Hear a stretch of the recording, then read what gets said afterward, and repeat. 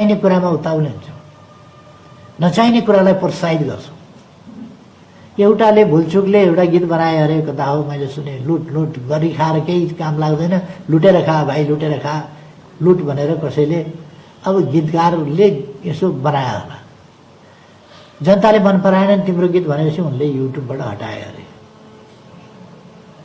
अर्को सांसदले त्यस्तो राम्रो महान गीत लुटेर खान सिकाउने कुरा जस्तो गतिलो नेपालीलाई सुहाउने किन हटाएको युट्युबबाट राख्नुपर्छ?